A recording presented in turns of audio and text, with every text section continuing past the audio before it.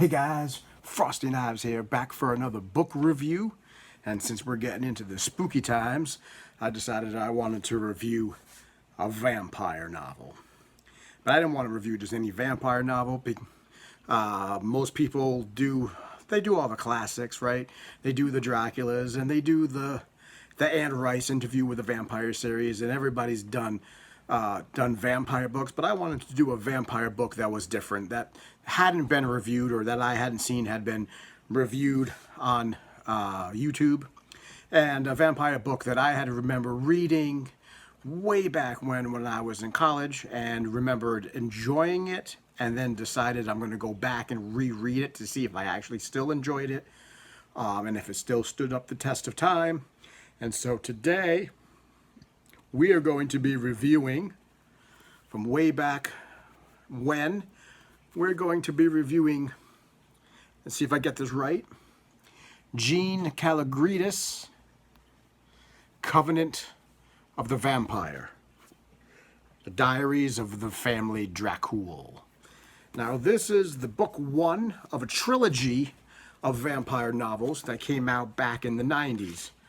This book was published in 1994, and there are two other books that round out this trilogy. There's Children of the Vampire, Book 2, and Lord of the Vampires, Book 3. But this was the first one. 1994, and it clocks in at a modest 300, hold on, last page, 352 pages. So this closely mirrors the way that Dracula is written. This is a book that takes place in the 1800s. It takes place, the main character's name is Arkady Tepish, and his wife Mary, who is pregnant with child. And Arkady's father Petru has passed on, and he moves from England back to Transylvania to his uncle's castle, and his uncle is Vlad Tepish, and Arkady thinks that his uncle is the great-great-great-grandson of the Vlad the Impaler. And then over the course of the book, you will begin to find out who Vlad really is and what the covenant with the vampire, that he has. So this whole book is written much like, just like Dracula, in diary format. The diary of Arkady, the diary of Mary, the diary of Susanna, which is Arkady's sister, as they begin to unravel the mystery of the family bloodline and unravel the mysteries of what's going on. Arkady's younger brother Stefan, died when they were children.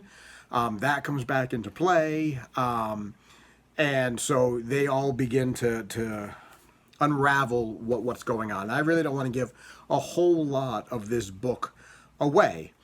From what I remember, Jeanne Kalogridis wanted to write sort of a prequel to Bram Stoker's Dracula. And if I remember correctly, all of these books lead up to the actual story of Bram Stoker's Dracula. And even, I think, in the third book, begin to incorporate the actual story of Dracula that Stoker wrote. So this is intended to be her take on a prequel to Dracula, looking at the lineage and all the events that led up to Bram Stoker's novel.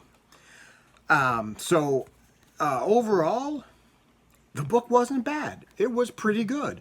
I liked the old-timey language and the old-timey environments, the castle, the people, the village, all of that stuff. I like how you begin to see everything in diary format as the characters in the novel begin to unravel the mysteries. Then they're writing in their diaries, it begins to sort of feel like you're unraveling the mysteries along with them. It's really only written from three major viewpoints: Arcades, Mary's, and Susanna's. You do hear about Vlad, and you do hear about some of the servants that work in the castle, and you hear about some of the villagers that live in the village next to the castle. You begin to learn about what the Covenant is. You begin to learn about the bloodline and the lineage. It's really pretty standard fare for a vampire novel. There's really nothing new in this novel, mainly because she is trying to go for a period piece.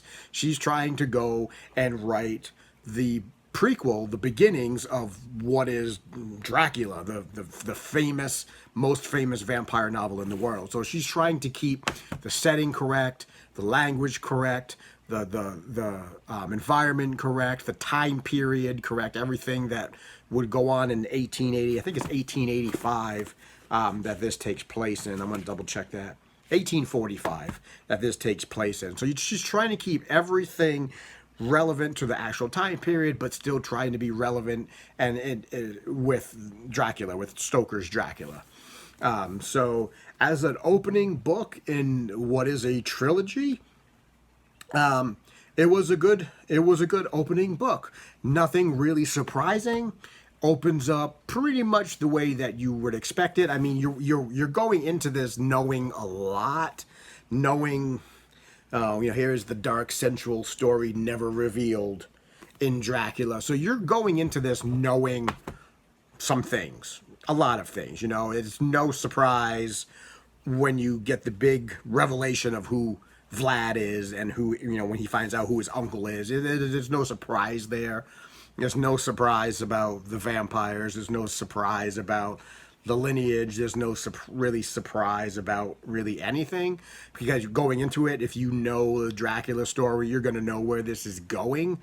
But that doesn't make it an unenjoyable read. I still think it is a good read. I think it is an easy read. I like the language. I like the period piece of it. I like the characters. Each three main characters that are writing, in their journals have a distinctive voice. They're each coming from a certain point of view, and you get to see how their stories start to interweave, especially as we get towards the end of the book. It leaves it really wide open, obviously, for the second book, since this is a trilogy, so it has to leave you open for what's going to happen next, and some mysteries and some questions that are left unanswered. So overall, I think she did a pretty good book. Now, I'm just going to give you a little bit of a background on the author, Jeanne Kalogridis. Now, she wrote these books, the three vampire novels, and she wrote some other historical fiction as well. But another thing that you may or may not know about this author is that it's really strange, because as I dug into what she does and what she wrote, she has also written a lot of books in the Star Trek universe. And she wrote a lot of books in the Star Trek universe under a pseudonym, which I actually happen to have and have read quite a few of those. So hold that thought as I reach over and pull it up. So you could read this book, and you could read her historical fiction, or if you're into the Star Trek books, and you happen to come up with an author named J.M. Dillard, who actually wrote this book, The Lost Years. J.M. Dillard. It's the same person. J.M. Dillard is her pseudonym, and she has written Star Trek books, quite a few of them actually, under that pseudonym. As a matter of fact, she has written every novelization of the Star Trek movies, starting with Star Trek 5, or it might even be Star Trek 4. But I can tell you that Star Trek V, Star Trek VI, Generations, Nemesis, First Contact, they were all written by her. The novelizations of those movies were written by her. She's written The Lost Years, as you can see here.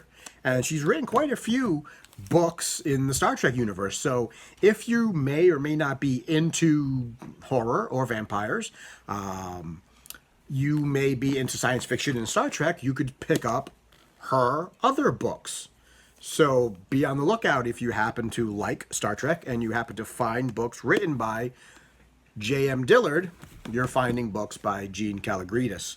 And they're good.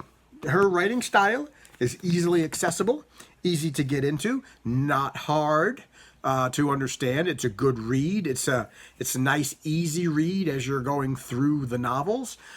She has a good way of writing, especially with this one. She has a good grasp, I think, on the atmosphere, the environments, the dialogue, and all of that. So I would recommend reading this book.